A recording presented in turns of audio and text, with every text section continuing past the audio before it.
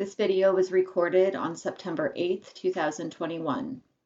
We sat down with Bishop Lattime this morning to have a conversation about COVID-19 and the variants, the effect they are having on all of us, clergy, parishioners, visitors, all of the people in Alaska and beyond. Listen in and hear the Bishop's concerns and hopes as we continue in this time of challenge. Hi there, it's Mother Betty. I am here at St. Matthew's. I'm the rector at St. Matthew's in Fairbanks, and I'm grateful to be sitting beside Bishop Lattime, the 8th Bishop of the Diocese of Alaska.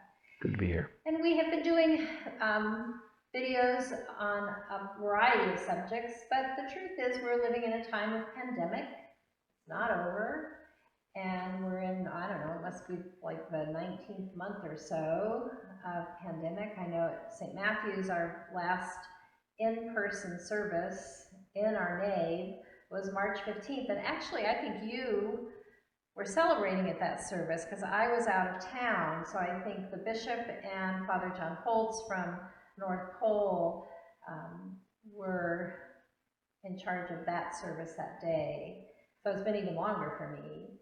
But the numbers are going up, and maybe even worse than they were back at the worst of the time last winter.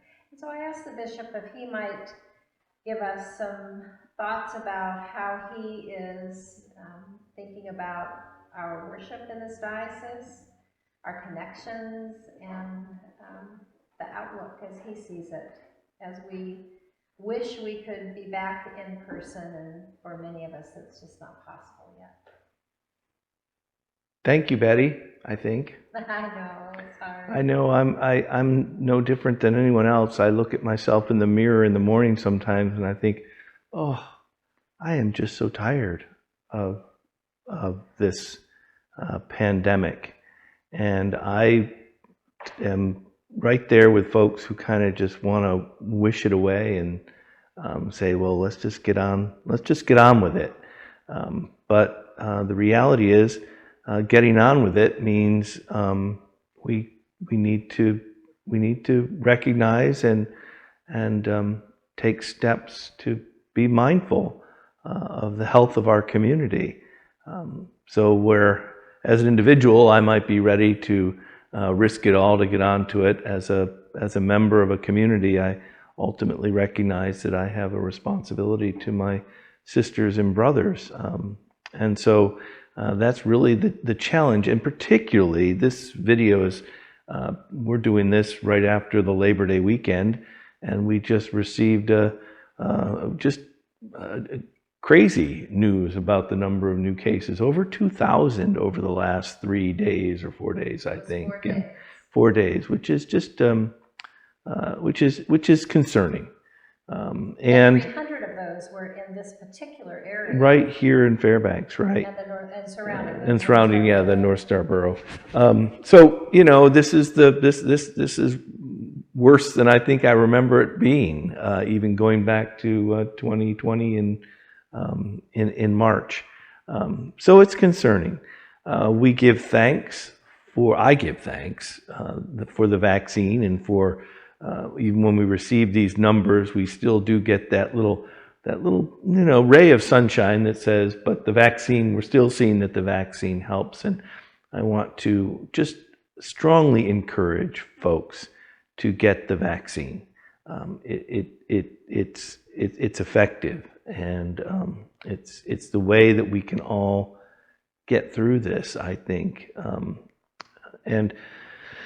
And now, of course, we are into September, and here in the interior, we start to see our clear signs that we're probably not going to want to be outside for extended period of time soon. And of course, that again ramps up the anxiety and the concern. I think that personally, I think that we need to be aware of what the status in our communities are. In other words, I know in Juneau, their vaccination rate is 79%. Wow. And yet, you know, they're still having cases there, but not quite. I think there's some there's some measurable relationship between the more vaccinated folks you have, the fewer the cases that you have.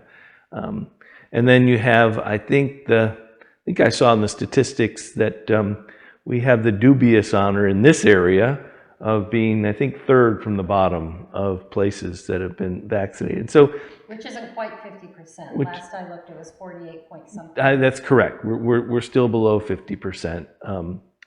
And as you mentioned, Anchorage, I think their vaccination rate is somewhere in the middle of the road, but they're having a lot of cases there.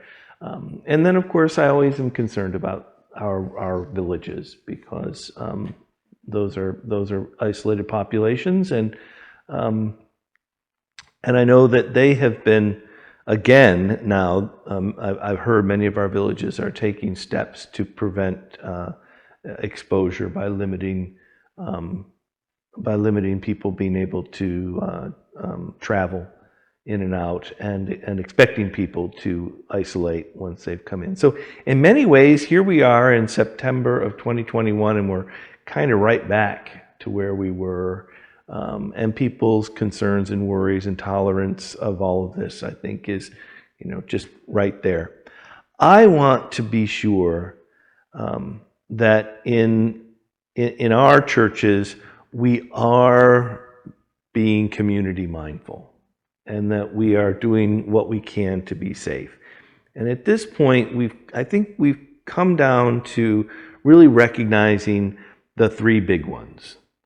And that is that we want to wear masks, remain socially distant, and continue to wash, good hand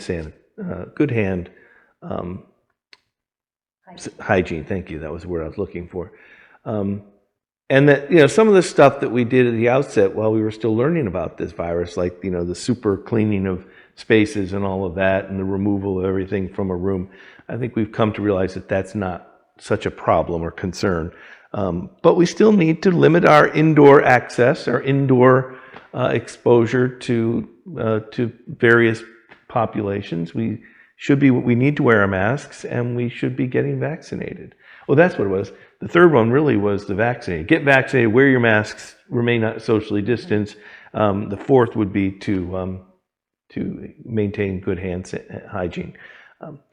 For some of our churches, those are easier to do than others.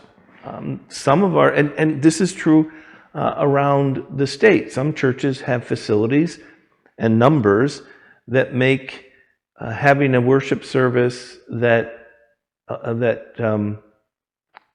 is able to, that allows worshipers to maintain a 6-foot social distance very easy.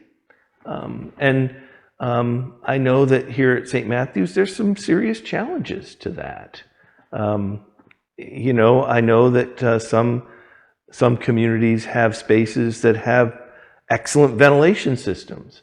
Many of our churches do not have ventilation systems. And so I highly encourage our leadership and our churches to take seriously how they can do worship, or how they can experience community in ways that maintain those standards. And for some, that may mean hybrid stuff, doing things differently again for a while. I give thanks, frankly. I think what we have learned over this experience about using media, using online worship forums, has really been a blessing. I know, just because I live here in Fairbanks, and because while my travel has been limited, I've been connecting a little bit more here at St. Matthew's than normal. Sorry for that.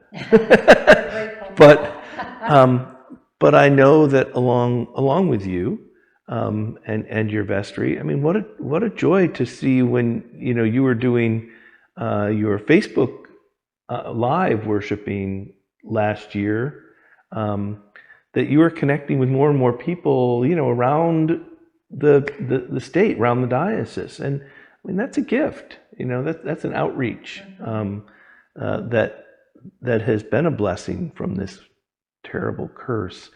So yeah, it is tough because each individual community is different. It's hard for me, and I've avoided, frankly, coming up with a clear, everyone must do it this way, because everyone can't do it that way.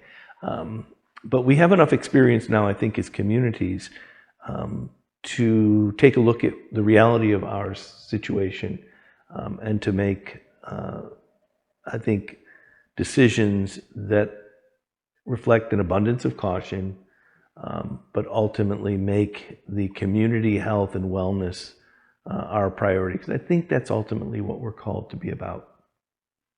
And I'm guessing that that's part of what our responsibility as Christians are. So that's how we look at this, is how we can protect the vulnerable among us. Yep, that's absolutely right. Our neighbor as ourselves.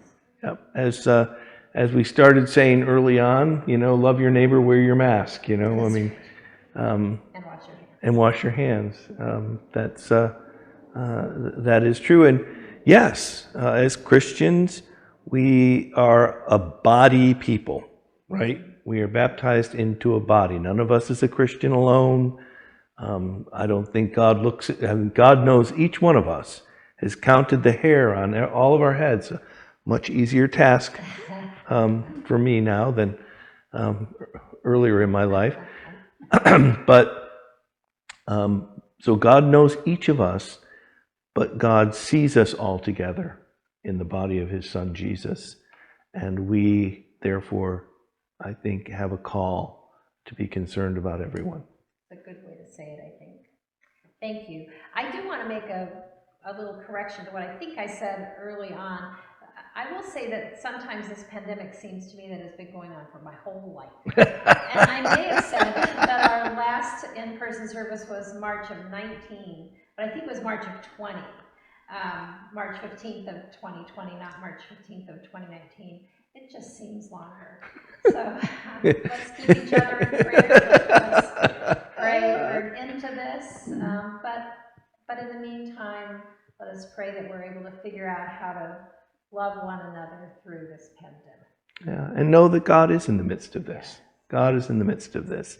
Not punishing, but I think struggling and suffering with us, and offering us comfort and hope. This too will pass. This too will pass. God bless you. Thanks for joining us. You can find all of our videos on the St. Matthew's YouTube channel. And you can subscribe and hit the ding dong bell button so that you get notified whenever a new one comes on. Thanks. See you soon. God bless you.